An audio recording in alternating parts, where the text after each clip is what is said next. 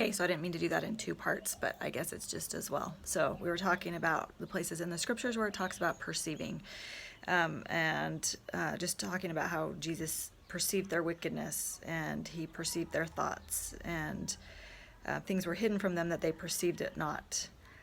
I perceive that thou art a prophet. Paul perceived that he had faith to be healed. Amulek perceived their thoughts. I perceive that thy mind is worried. Moroni perceived their intent. I perceive that ye are weak. So these are all just examples of this use of these subtle senses to be able to receive information that is useful. Okay, so how can you develop that? Like, how can you get good at it? Because this is something we should all be striving for. And so I just want to give you a couple of ideas of things that you can do to practice. So for example, one of the things that I do just for fun to play is I always am asking myself the question, what does it feel like I should do? Whenever I have a decision I have to make, I always ask, what does it feel like I should do? Not trying to figure it out up here in my head, but figuring out from here. And some of you are more in your heads than others, so it's going to look a little bit different for each of you, but really, really try to get out of here. Get out of here. Like, your brain will screw with you all the time. Your mind will mess with you all the time, but your heart knows what's true. Okay? Your heart knows what's true. So you need to practice getting out of this and going down into this whenever you make a decision of any kind. Of any kind. Ask yourself, what does it feel like? And if you don't know what that means, you can imagine in your mind one way, like, if I choose this, then what does it feel like? Like, imagine it. Okay? Imagine it in your imagination. What does it feel like if I do this? Now switch it and imagine the other way. And what does that feel like? What does it feel like from here? And just notice your emotions around it. Okay? Notice the feeling of it. Stupid stuff. Like, when I go to a restaurant, when I go in, I will look at I used to always just order the same thing because that's what was safe and it's the cheapest and blah, blah, blah. I don't make those decisions anymore based on that. Now when I go in, I'm like, what does it feel like I want to eat? And I'll look at the menu and I'll see, number one, where do my eyes go first?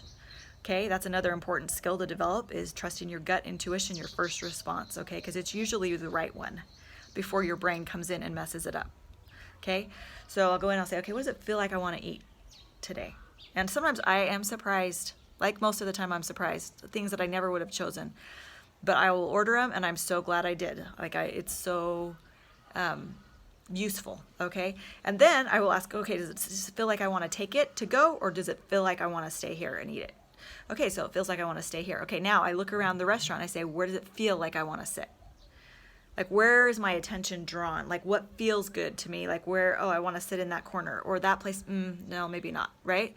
So those are just simple things that you can do that to practice making decisions from a heart space instead of a brain space, okay? And it's really, really important. It's really important that you get in touch with those subtle senses, because those senses are bringing in information to you all the time that you're not aware of. Okay, and if you clue into it and you get aware of it, you will do so much better. Your perception will grow, and you will be able to.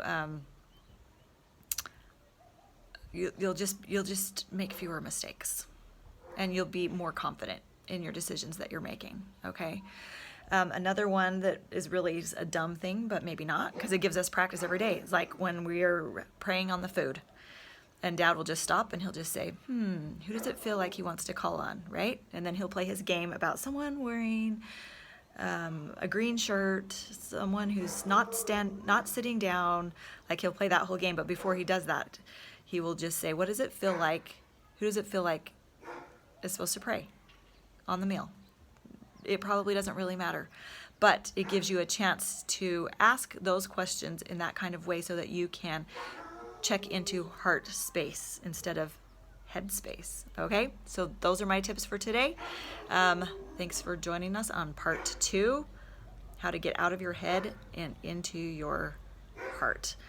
If you need help with this, please ask me to help you, because this is what I do and I'm really good at it. Okay, so I can help you if you need help with this.